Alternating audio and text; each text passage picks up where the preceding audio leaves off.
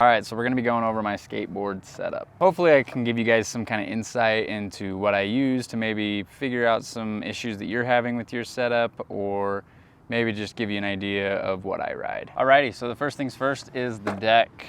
What I've been riding the past little while has been the real Ishod twin tail.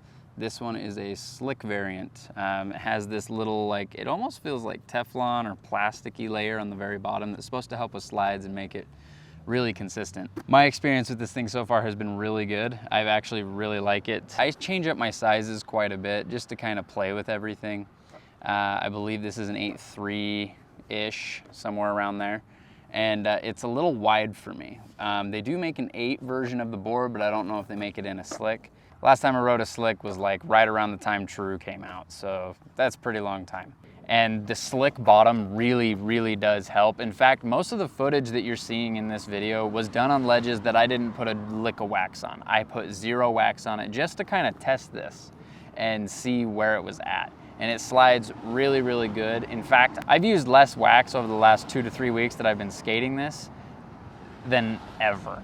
And it's really awesome. And honestly, I think that this layer really helps with durability in a sense as well. I mean, this board has gone through a beating, and it doesn't even look like it. It looks like it just got a bunch of wax on it. And it's really awesome. I really think that this should be kind of like an industry standard coating for every single board, because I feel like it would make it last a lot longer. It also hasn't sagged out. I haven't noticed any significant difference in pop or anything either, which is really crazy. And I'm nearing the very end of this board's life. And I honestly, if one of my shops can get one of the 8, like the 8-inch versions in, I'm gonna go with that next. If not, I'll probably order it because I really wanna skate the 8-inch because I'm really curious on that, and I really do like the smaller form factor boards. Just because I'm kind of short, I mean, I don't have a super wide standing base, so the shorter the board is, the more control I feel like I have. That's another thing. This is a 14.25-inch wheelbase, I believe. I've actually considered maybe drilling some new holes about an eighth of an inch back from where they are to kind of test it out and see if this board could handle a 14-inch wheelbase. But we're gonna get into some board modifications in later videos. If you've been here for any longer than like maybe 3 videos, you know I'm a huge fan of the twin tails. I think it allows for a lot more consistency and allows you to learn one shape of your nose or tail and be able to adapt everything around it. I find twin tails to be extremely useful.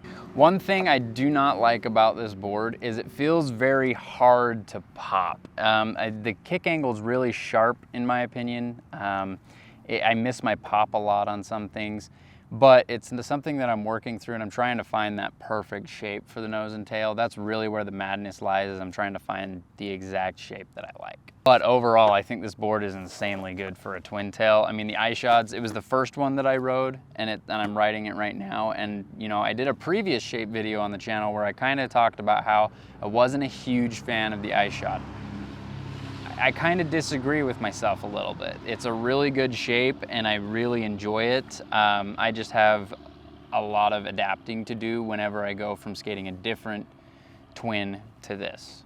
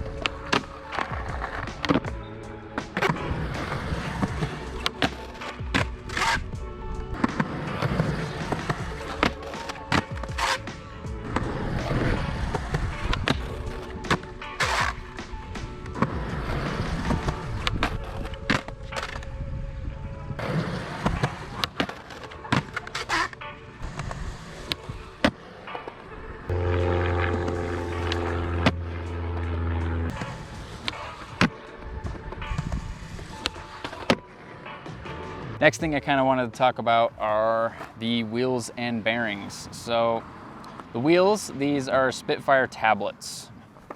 I don't know if you can see the profile of them, but they're very, very flat on both sides.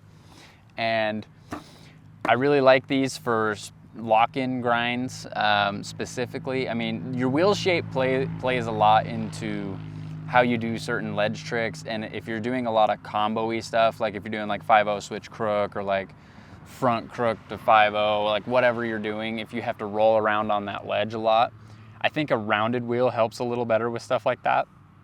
But these tablets are insanely good for just regular lock-in grinds, especially on rails. They really hold their place.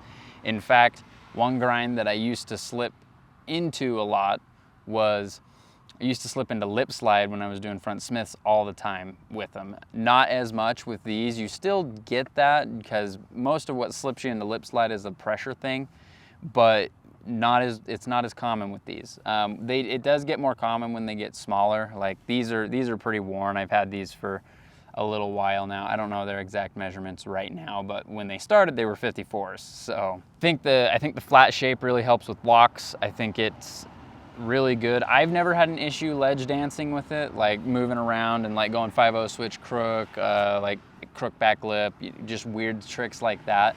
I've never really had an issue with my lock-in point and thinking it was my wheel. I really enjoy them actually. Bearings, I just use Raws. Raws are awesome. I mean, I used to be a Bones Reds kid, and then I realized you spend the extra 15, 20 bucks on a pair of Raws or G3s or even Super Reds. They last a lot longer and they roll better.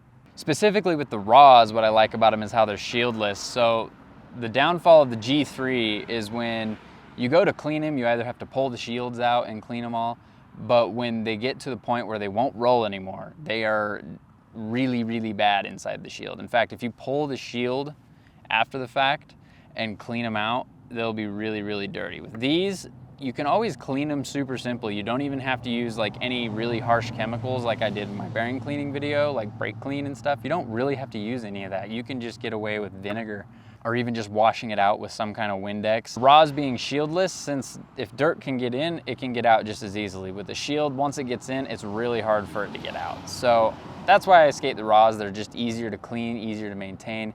In my opinion, they have the best sound. They sound way better on concrete too. They're just raw, and I really like the way they sound. Trucks. So this is actually gonna change here shortly, but right now what I'm running are just Indies. They're totally the wrong size for this board, and that's part of the madness, is I wanna get some taller trucks to match whatever I'm skating, maybe a couple different pairs of trucks to match whatever I'm skating at the moment. But they're just Indy hollows. I actually won the hollows from an Instagram contest like forever ago, and I just never rode them. And I needed trucks, and I had those, so I was like, might as well just ride them, right? I think a lot of what is driving me nuts lately is I feel like my lock points on my grinds aren't quite right, and I feel like that's partially due to the fact that I'm skating trucks that are smaller than they should be for this board. That's kind of why I'm entering this truck madness state, as well as I kind of wanted to play around with a couple different kinds of metals, like some magnesiums and maybe some lows, you know, maybe some classics like a Venture Low or something, and just kind of get a feel for everything. I also want to play with riser pads, see if there's like a magical way to make every board feel really good with every pair of trucks. Just so I can kind of understand. You can tell I've been watching way too many DeGros videos, and it shows. Dude's a genius. The only thing I make a modification with on my Indies is the kingpin setup. I actually switched the bushings out for Bones bushings, just because they're a little stiffer and they don't blow out as easy. I have a lot of blowout issues with Indy bearings, as well as if they don't blow out, they get chewed up super quickly. One of my friends has such bad blowout with Indy bushings that he just won't skate them at all. And it's crazy, like I've never seen them blow out like this. They blow out over the top of the washer and his board just won't skate correctly. It didn't really change the way it skated, in my opinion. If anything, I didn't really notice. If it made the turning radius a little worse, that would make a lot of sense, but I don't really have an issue with it. The other thing I use is an inverted kingpin. I've also made a video on that if you want to go check that out. Aside from those, the only real thing I actually use, I use Mob Grip. That's just always what I've been using. It's just the regular Mob, sadly. I was really a huge fan of the M80, and I know I'm a weird one for that, but I really liked how grippy the M80 stuff was. I really wish they'd make it again. but the regular mob is awesome. That's what I use. And then hardware, this is just a local company. This is Donka's hardware. That's just what I use, just because they're local. I like the guy, he's awesome. I mean, hardware just holds your shit together, right? One thing that he does really cool is he actually colors all of the hardware. You can't see it on the Kingpin as much, but he colors all the hardware, and he has a bunch of different colors, and it's awesome. Dude's awesome.